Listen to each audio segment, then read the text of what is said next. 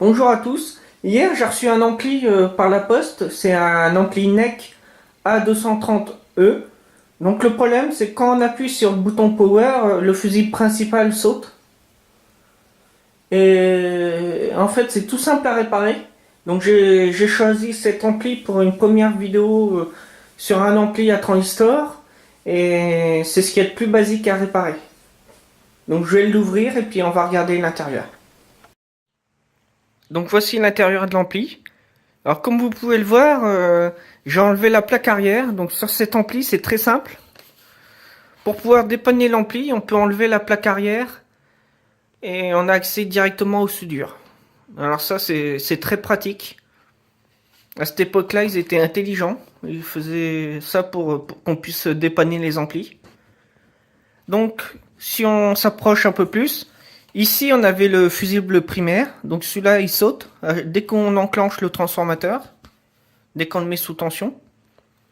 Donc en premier lieu, il faut vérifier directement les transistors de puissance qui sont montés sur le dissipateur thermique.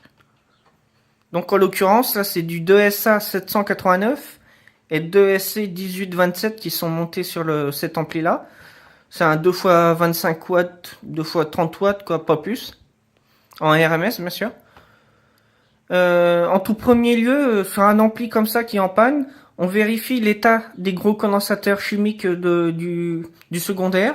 Donc si c'est pas gonflé, s'ils paraissent bien. Sur certains amplis, uniquement, il faut les changer impérativement parce qu'ils sont secs à l'intérieur. Donc ça, il faut faire très gaffe. Pour un novice, juste s'ils sont pas gonflés, c'est bon. Vous pouvez les laisser. Alors par contre, après, ça coûte pas cher. Il y en a pour 1 euro ou 1,25 € pour changer tous les petits condensateurs comme ça. Donc vous en avez un là, là, un ici, là, là. Vous en avez différents sur la carte. Il y en a un peu partout. Donc c'est mieux de les changer, comme ça vous aurez un son bien meilleur bien meilleure qualité. Alors ici sur cet ampli, c'est cette voie-ci qui a cramé. Donc je sais pas si vous arrivez à voir. On voit une résistance là où il y a mon doigt qui est cramée. Donc celle-là, c'est une 470 ohms, un quart de watt. Celle-là, elle est cramée. Et il y en a une juste ici aussi. Alors celle-là, j'ai plus la valeur de tête. Je regarde sur l'ampli, sur l'autre voie, et c'est une 100 ohms, un quart de watt. Donc ici. Donc j'ai bien sûr testé les transistors sur cette voie pour voir s'ils étaient encore circuits. Donc ceux-là, ils sont bons. Ici, j'ai trouvé un transistor qui est pratiquement encore circuit. Il fait 56 ohms. Donc si vous avez 56 ohms ou 100 ohms au bord d'un transistor, vous pouvez être sûr qu'il est cuit sur les transistors de puissance. Donc pour continuer, il faut enlever cette vis là qui tient le fil de masse. Et ce qui est mieux pour éviter de démonter toute la façade, c'est carrément de retourner l'ampli et d'enlever les soudures des 4 transistors de puissance. Donc on défait les soudures avec une pince, on soulève la pâte. Là, il y a 2 petits transistors, il y en a un ici, un ici. Il faut les sortir légèrement. On tire un peu dessus vers soi. Comme ceci, on les sort, ils sont dans des petits trous, faut les sortir. Sous l'ampli, vous avez dessous, hein, pas à cet endroit-là, mais dessous, il y a 4 vis. Donc 2 qui tiennent ici, mais en dessous. Et pareil pour ici. Ensuite, vous pouvez enlever le dissipateur thermique directement. Donc moi, bien sûr, je peux enlever la vis. Ah là là. Je l'avais remise juste pour faire la vidéo. Donc bien sûr, voilà le dissipateur. Vous voyez, il est pas très grand, hein. On peut pas dissiper trop de puissance là-dessus. Trop de chaleur, je veux dire. Donc cet ampli, il est très simple à réparer, il est très bien conçu. Sur cet ampli, il faut également vérifier les fusibles de sortie. Donc il y en a un là et un là. Alors, celui qui est ici, il sert pour la voie qui est là. Et le fusible qui est là, il sert à la voie qui est ici. Donc vérifiez le fusible. Moi en l'occurrence, il est bon ici, il est pas coupé. J'ai vérifié les deux résistances céramiques. Donc c'est du 0,22 ohm ou là ici c'est 0,22 ohm, ouais. Et c'est des modèles de watts. Donc c'est mieux de remettre des céramiques. En 2 watts, ça se trouve quand même assez partout sur toutes les boutiques, sur internet, vous en avez. J'ai vérifié les petits transistors. Donc moi ici en l'occurrence, c'est le petit ici qui rentre dans le trou du dissipateur. Vous voyez que je vous ai expliqué tout de suite qui rentre dans ce trou là. Celui-ci il présente 100 ohms à ses bornes. Je l'ai dessoudé bien sûr pour vérifier ma mesure et il y a 100 ohms au bout des pattes. Et c'est un transistor 2SC 945. Donc c'est pareil, ça coûte 15 centimes un transistor. Il faut le changer. Sur certains amplis, il faut également changer les transistors de driver. Ici, ils sont bons. Je vais pas les changer parce que sur cet ampli-là, c'est pas utile de les changer. En général, ils tiennent. Hein. C'est pour ça que je le dis. Donc, j'ai vérifié bien sûr les deux autres transistors qui sont là. Hein. Ça va de soi. Ils sont OK. Au final, il n'y a pas de trop grande casse. Hein. Il y a juste mes deux résistances, là, celle de 470 ohms et celle de 100 ohms. Les petits condensateurs. Et puis deux transistors à changer. Donc vous voyez, je vous l'ai dit tout à l'heure, 2SA 769, 2SC 1827. Alors c'est mieux de remettre les mêmes. Hein. C'est du 80 volts en 4 ampères. C'est pas énorme. Mais bon, ça suffit pour un petit ampli comme ça. C'est mieux de remettre les mêmes. Vous en avez un peu partout sur internet, pareil, ils sont pas très chers.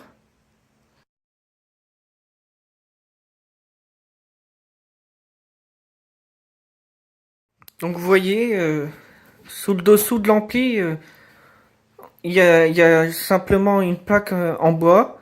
Il faut enlever les vis. Il y en a une là et une là. Pareil en haut. Donc ça fait 6 vis. Il y a que 6 vis à enlever. Donc une fois qu'on a enlevé la plaque, qu'on a enlevé les vis, on accède au-dessous de l'ampli. Pour enlever le dissipateur, vous voyez, il faut dessouder les transistors. Donc il y en a un là et un là. Un ici et un ici. Donc nous, c'est ceux qui sont juste là, qui sont HS. Donc sur cette voie-là qu'on va travailler. Je vais changer également les condensateurs sur cette voie-ci parce que ça peut lui faire que du bien. Donc je vais les changer. Il faut enlever les vis qui sont juste ici. Si je dis pas de bêtises, oui, c'est bien ça. Donc vous avez une vis ici et une vis là. Et pareil de l'autre côté, une vis ici et une vis là, ça permet d'enlever le dissipateur thermique. C'est plus facile que de démonter toute la façade et tout ça, quoi. Bon alors, je reviens avec mon dissipateur et mes transistors qui sont HS.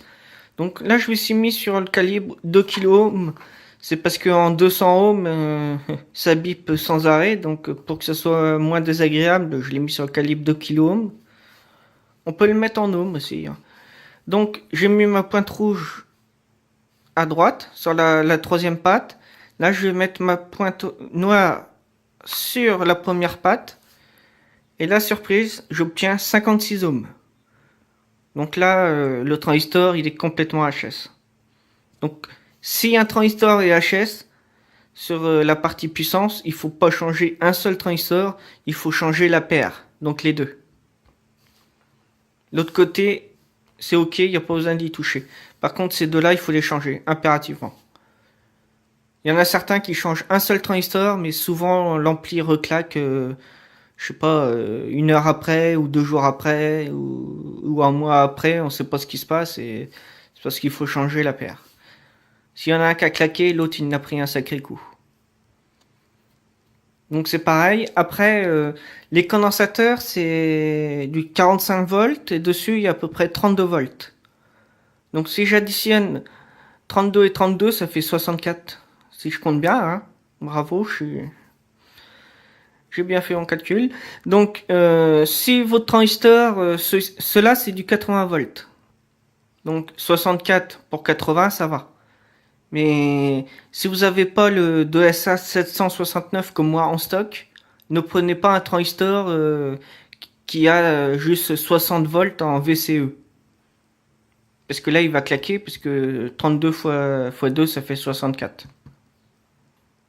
Donc 80 minimum. Vous pouvez mettre un 100 volts par exemple. C'est du 4 ampères, hein, c'est les deux là, chacun. Donc là, je fais une petite liste de ce qu'il faut changer. Donc là, c'est tous les là c'est le gros condensateur, les deux grands condensateurs. Donc C402 et C403, il n'y a pas besoin de les changer, ils sont bons. Ces condensateurs là, c'est tous les petits qui sont HS. Donc ceux-là, il faut les changer. Ça coûte pas cher, c'est vite fait à faire.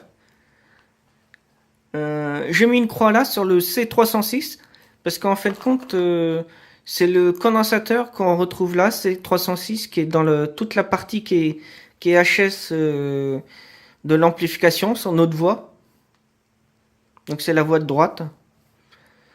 Donc on a le 2SA 945 comme je vous ai fait voir qui rentre dans un trou.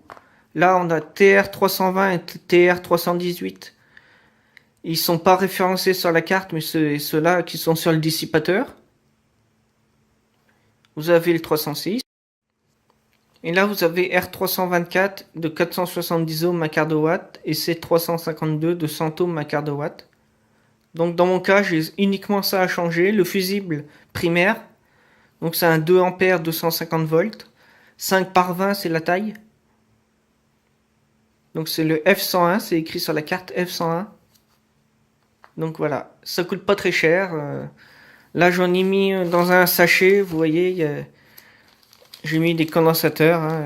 Il y a certains d'occasion que j'ai testé, bien sûr. Alors, bien sûr, le capacimètre, ça peut donner une idée de l'état du condensateur, mais ne pas se dire que s'il fait 100 micros sur le condensateur, que vous lisez 101 micros sur le capacimètre, ne vous dites pas forcément qu'il est bon. Parce qu'il peut être bon au capacimètre, parce on mesure ça avec une toute petite tension, que quand il est sous tension, justement, c'est là qu'il se comporte comme un condensateur HS. Donc bien se méfier. Moi j'ai vérifié tout ça à l'oxylo avec des petits montages. Donc je reprends. J'ai filmé tout à l'heure avec mon téléphone, donc pour être en 4K. Mais malheureusement, on a été coupé pour surchauffe du téléphone. Alors tous ceux qui ont un Sony Z5, ils connaissent le problème. Donc je reprends avec la caméra, tant pis, on sera en moins bonne qualité. Donc ici, j'ai mon transistor 2SC 1827. Donc je l'ai récupéré sur un magnétoscope. Je vais uniquement dessouder les trois pattes du transistor pour le récupérer. Donc je précise quand même, cet ampli, il va me servir uniquement dans l'atelier. Donc c'est pour ça que je me permets de mettre des composants d'occasion. Parce que les composants d'occasion, moi je les récupère, parce qu'ils sont très bien, c'est pour faire les petits montages. Quand j'ai des petits montages à essayer ou autre, j'utilise beaucoup de composants qui sont d'occasion. Voilà. Donc ceci est précisé. Je prends ma tresse à dessouder. Donc moi je prends de la pré-étamée, parce que la pré-étamée, elle est mieux. Elle est plus chère, mais elle est mieux pour dessouder. Parce que la tresse cuivre, pour moi, c'est même pas la peine. J'aime pas du tout. Donc la pré-étamée, j'ai réglé mon fer à souder. Donc là il est bien chaud. Donc je mets ma tresse sur les pattes base collecteur et émetteur du transistor. Et puis je dessoude, je mets ma tresse sur le transistor, le fer à souder dessus. Voilà, j'en ai dessoudé une, deux, trois. Voilà, maintenant il doit venir. S'il veut bien. Donc j'ai pris une pince pour pouvoir l'enlever plus facilement. Une pince comme ça permet de l'enlever. La carte va servir plus à rien. Si, on peut la garder pour si on veut tester un composant par exemple, pour faire un montage.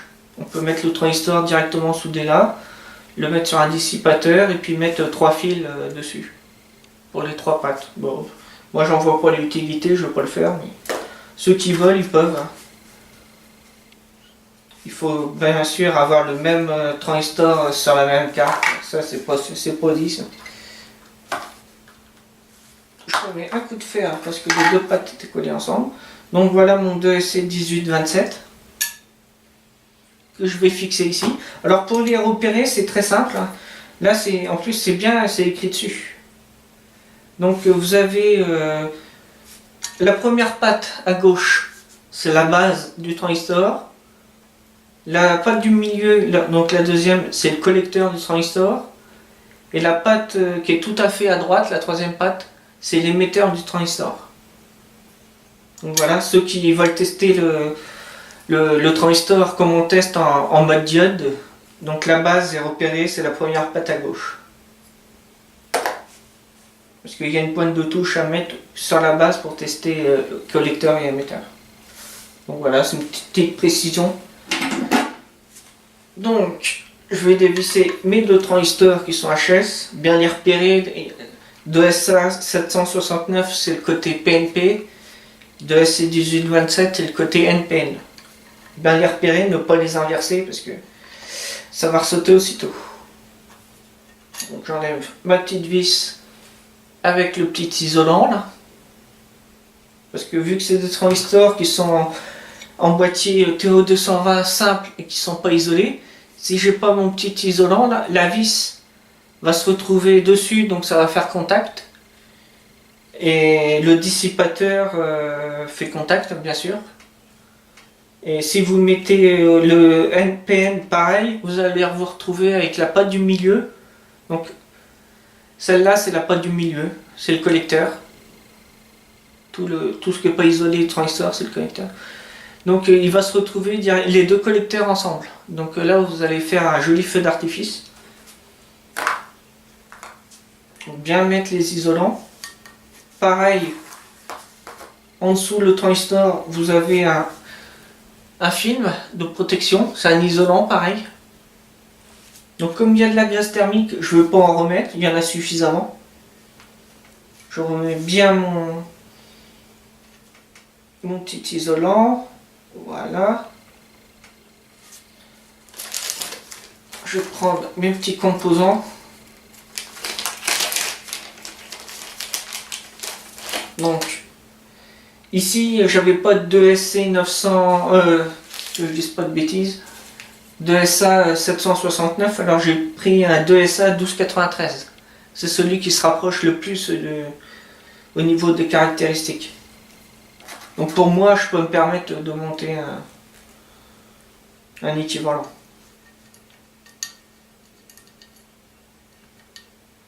Parce que lui, il fait 80 volts, 4 ampères, donc c'est exactement ce qu'il me fallait en fait. Pas 60 volts, c'est pas assez. Donc on revisse. Bien visser sur le dissipateur, il faut bien que ça tienne. Je fais de même pour le transistor 2SC1827. Donc moi je monte cette voie là, mais ça peut être cette voie-ci pour votre ampli, c'est exactement la même chose.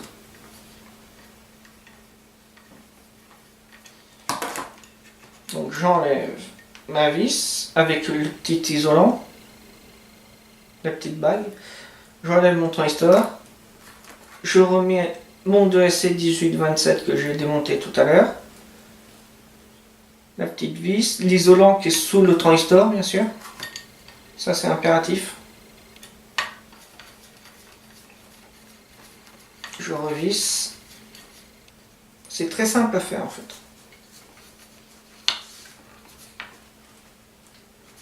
Pour ceux qui ne sont pas sûrs du tout qu'il n'y ait pas de contact entre le transistor et le dissipateur, si vous voulez vraiment vérifier, vous pouvez prendre un multimètre, mettre la pointe de touche sur le dissipateur par exemple, et toucher la patte du milieu du transistor. Si ça bip, c'est qu'il y a court-circuit.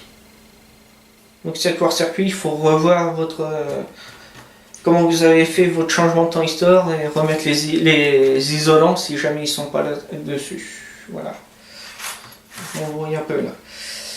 Alors, je vais adresser ça avec la pince pour que ce soit bien droit. Je couperai peut-être ça au montage, je sais pas.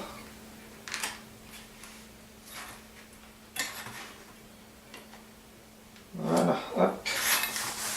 Maintenant, je vais prendre mon ampli.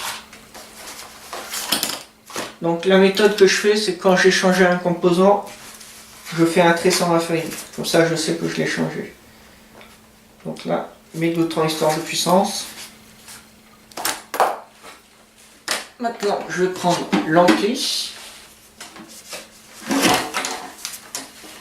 Ça, je couperai, je pense. Attention, là, on passe aux choses sérieuses. Notre ampli. Donc, comme je l'ai déjà dit dans certaines vidéos, alors, je vais prendre un condensateur pour vous parler de ça.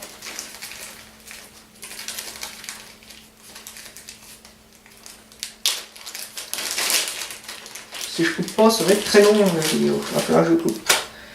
Donc, vous voyez, je pense, hein, il y a, alors, que je le prenne dans le bon sens, bien sûr, il y a le moins sur le condensateur qui est écrit là. Le moins, c'est la patte qui est juste ici. Donc il y a le moins et la patte en dessous. Ça c'est le moins, ça c'est le plus. Ou qu'il n'y a rien d'écrit, c'est le plus. Et bien remettre votre condensateur comme il était. Donc le moins, il faut qu'il soit au bon endroit. Ne pas l'inverser. Parce que si vous l'inversez, ça va sauter, le condensateur va sauter. Donc je vous préviens. Hop, une petite tresse à dessouder. Vous pouvez le faire avec une pompe classique. Ah, vous voyez mal là. Voilà. Classique. Sur certaines cartes, j'évite parce qu'on peut arracher les pistes. C'est ça qui est embêtant avec la pompe à dessouder. La deuxième patte, voilà. La résistance, je la fais tomber.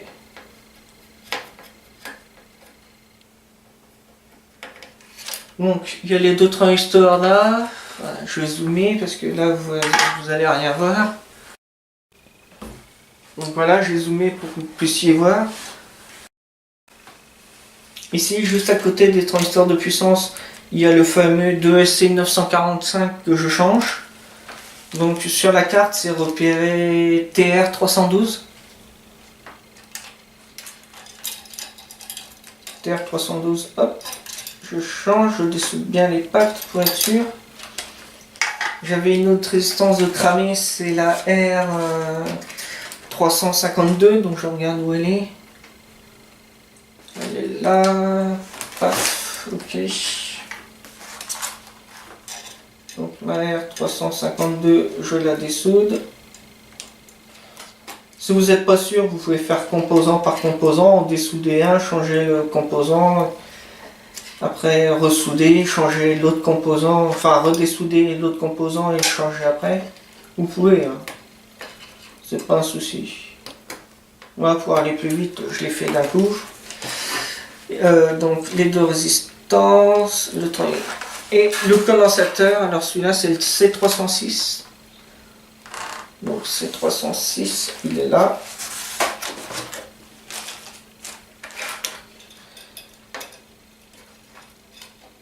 Et si on regarde le schéma, et si on regarde comment les pistes, si on suit les pistes, on s'aperçoit que la résistance qui est cramée, la 100 ohms, elle est reliée sur le transistor de SC945 qui est cramé, qui mesure 100 ohms, qui est mis dans le trou du dissipateur. Et sur la même patte, sur la même connexion, on a le condensateur C306. Donc mon diagnostic est vraiment bon. C'est ces composants-là qu'il faut changer. Il est mal dessoudé. Voilà. Ensuite, je retourne l'ampli. Je mets les composants. Hein, ça, vous savez faire, je pense. Donc, c'est un 0,47 microfarad, 50 volts. Donc 470 nano, 50 volts. Oh, mais mes jolis bras là. Donc 470 ohms, là je vais mettre un machin d'occasion, c'est pour moi. Voilà, 50 volts. J'ai repéré le moins. Hop. De toute façon, c'est indiqué sur la carte, j'avais pas vu, il y a le plus et le moins. Donc ça, c'est très bien. Hop, comme c'est un d'occasion, les pattes elles ressortent pas trop de la carte, donc je vais le souder tout de suite pour être sûr que le condensateur tienne. Hop, je vais replier la patte comme ça. Hop, il tient. Voilà, c'est bon. Non, je vais le souder tout de suite. Donc pareil, il y a plusieurs sortes d'étain. Moi j'ai acheté de l'étain pas cher sur internet, dit comme ça. Il n'est pas terrible, mais pour faire des soudures, changer les composants, c'est très bien. De toute façon, je n'ai pas d'autre ici, je croyais en avoir monté. Donc, on applique et on met de l'étain, et puis voilà. Hop. Hop. Une petite pince coupante. Une mini pince coupante pour pouvoir couper les pattes qui dépassent. Même si sur cet ampli, on peut mettre haut de pattes, vu que c'est du bois en dessous. Donc mon condensateur est changé, je mets un trait, 0,47 micros. Maintenant mes deux résistances, c'est mon transistor. Je vais mettre tous mes composants sur la table.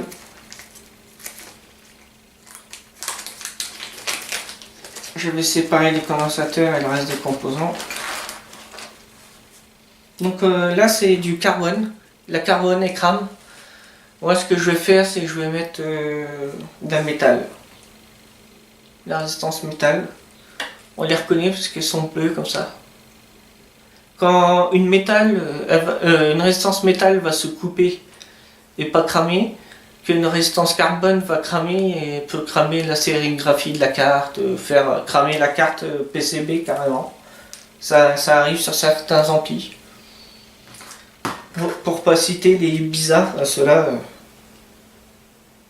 ne surtout pas prendre. Hein. Donc celle-là, je prends une 470 ohms, donc c'est ma R324.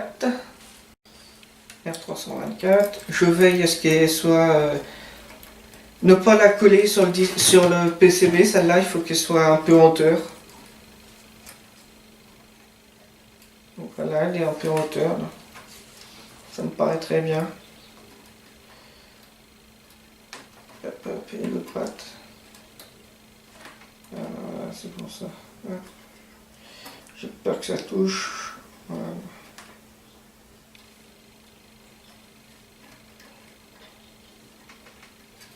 Voilà, bon, allez, c'est bon.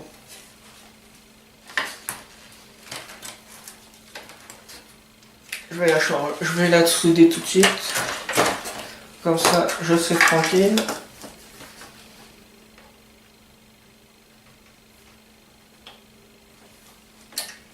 Je coupe les pattes.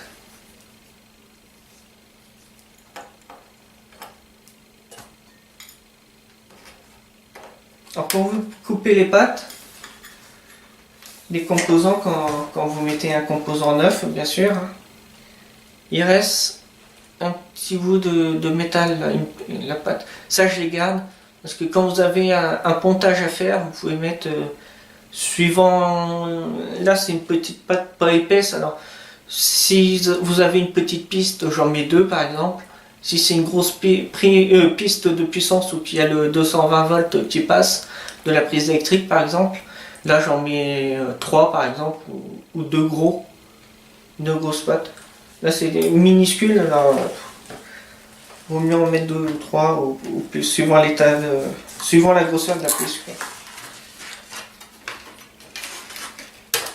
J'essaie de donner un maximum d'informations.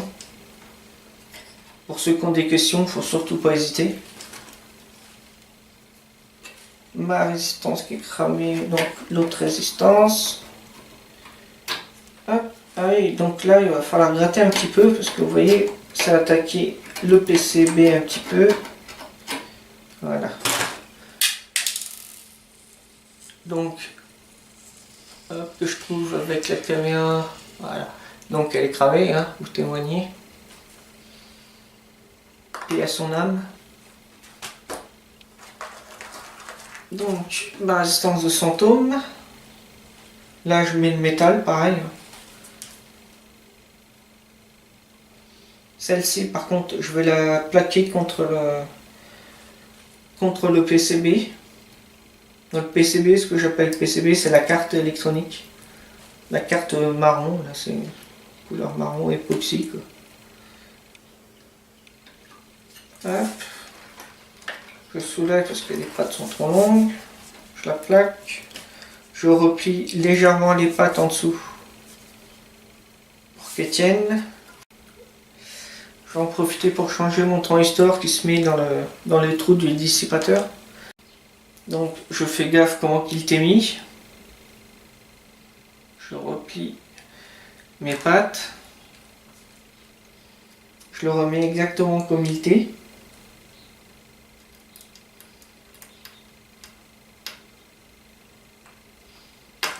Voilà.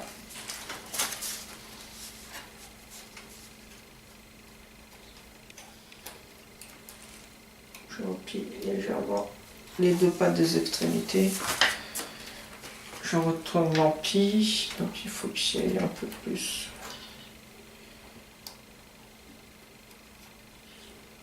Là, ça doit aller. Hop. Le métal, il ne faut pas que ce soit planté en dessous, parce que sinon ça ne va pas le faire. Donc là, vous voyez que c'est sûr, je vais souder mes composants.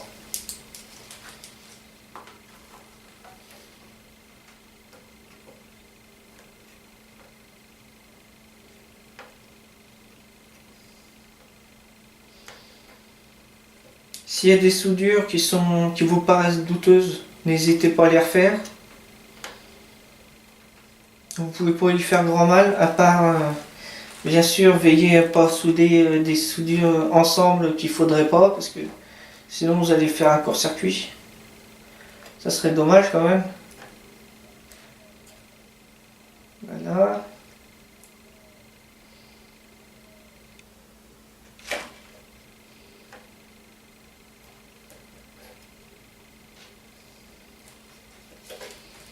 Donc je reviens maintenant, je vais changer, je coupe mes pattes bien sûr, je vais changer tous mes condensateurs, donc tous les chimiques, et je reviens vers vous juste après. Voilà, j'ai changé les condensateurs, donc j'ai changé tous les petits chimiques ici. Hein. Sur la carte préampli phono, j'ai changé les deux petits condensateurs de 4,7 microfarad 25 volts. Donc cela il faut les changer impérativement parce que c'est sur les alimentations. C'est le plus 15 volts et moins 15 volts qui alimentent les amplis OPS. Donc il y en a un ici et un là. Il faut les changer. Voilà. Le reste, c'est pas utilité de les changer sur cette carte-là. Uniquement ces deux-là. Et puis bien sûr, changer tous les condensateurs qui sont là. Alors si vous regardez aussi à travers la carte là, bon, là on va pas le voir, mais on peut apercevoir qu'il y a des condensateurs non on voit pas, qui sont axiales. Et ceux-là c'est pas la peine de les changer. Je vais pas regarder, mais je crois que c'est des non polarisés en plus. Donc pour en trouver, ça va coûter très cher. Donc normalement ils sont bons. Enfin c'est même pas normalement, c'est sûr même. Donc maintenant je vais changer le fusible parce que pendant qu'on y est ici, je vais mettre un 2 ampères temporisé. Bien mettre un temporisé et pas un rapide. Et puis maintenant je vais remettre mon dissipateur donc avec mes nouveaux transistors. Je vais remettre mon dissipateur comme ceci. Donc bien le remettre. Et ensuite je vais retourner l'ampli et remettre les vis. Donc en dessous ici et en dessous là et pareil de l'autre côté pour venir visser dans le dissipateur afin qu'ils tiennent. Comme ça après on peut souder nos transistors facilement sans avoir besoin de tenir le dissipateur pendant qu'on soude. C'est pas très facile. Donc voilà. Donc je vais changer le fusible, je m'occupe du dissipateur et je reviens tout de suite après.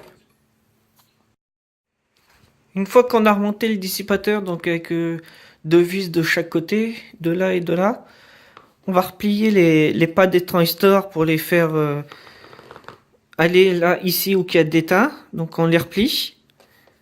Et après, bah, on n'a plus qu'à ressouder les pattes directement dessus avec de l'étain. Vous voyez, je viens d'en replier une. Une fois que vous avez bien refait les soudures des transistors, que tout est OK, vous reprenez la plaque du dessous, vous la remettez sous l'ampli, vous remettez les 6 vis, et après il faut retourner l'ampli pour vérifier à nouveau quand même, avant de refermer le capot, que les condensateurs sont bien mis dans le bon sens. Il faut bien faire gaffe à ça. Une fois que vous avez remis le fusible ici, il faut remettre les transistors dans les trous. Donc ici, il faut le remettre. Celui-ci qu'on a changé, il faut également le mettre dans le trou. Après, il faut pas oublier de remettre le fil de masse. Donc le remettre ici sur le dissipateur. Voilà, là. Ça se visse ici. Comme ça, avec la masse en dessous, avec le fil en dessous, hein, bien sûr. Alors juste avant de refermer le capot, j'en profite pour dire que cet ampli est vraiment génial pour un débutant, parce qu'il est très facile à comprendre. Donc il y a le transformateur classique. Ensuite, on a un pont de diode. Des fois, ça peut être 4 diodes, ou un pont de diode avec les 4 diodes intégrés en fait. Ensuite, vous avez un condensateur pour faire le plus 32 volts. Un autre condensateur pour faire le moins 32 volts. Donc alimentation de tout ce qui est de plus classique. Ensuite, vous avez une autre petite alimentation ici. Avec simplement une diode en redressement mono-alternance.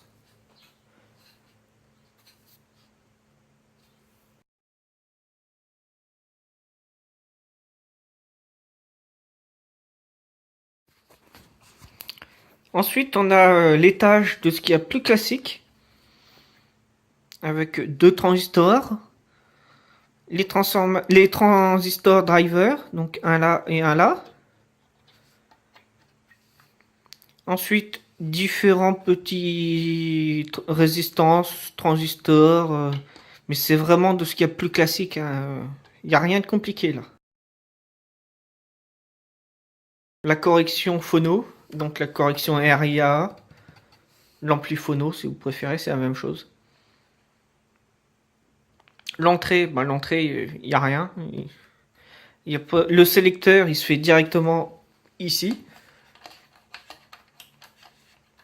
Donc là, oui, c'est le Nunes, donc c'est pas ça. Mais table 2, il y a table 1, il y a... C'est pour les fonctions, quoi.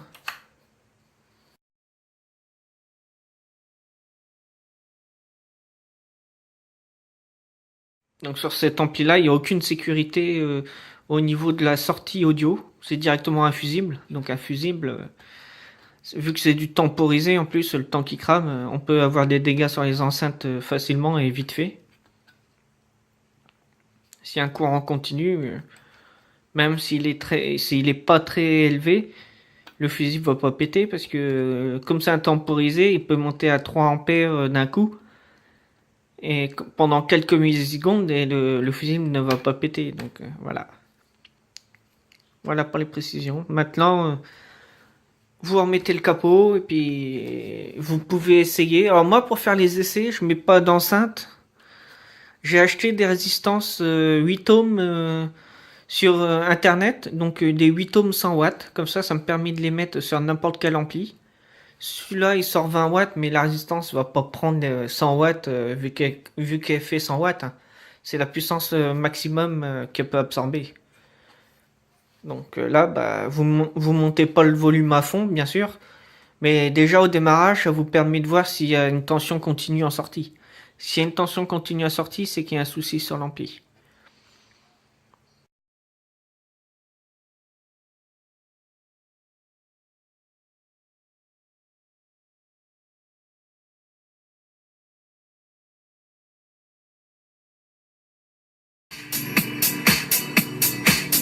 Bon, il fonctionne, mais le son est mauvais parce que les haut-parleurs sont morts.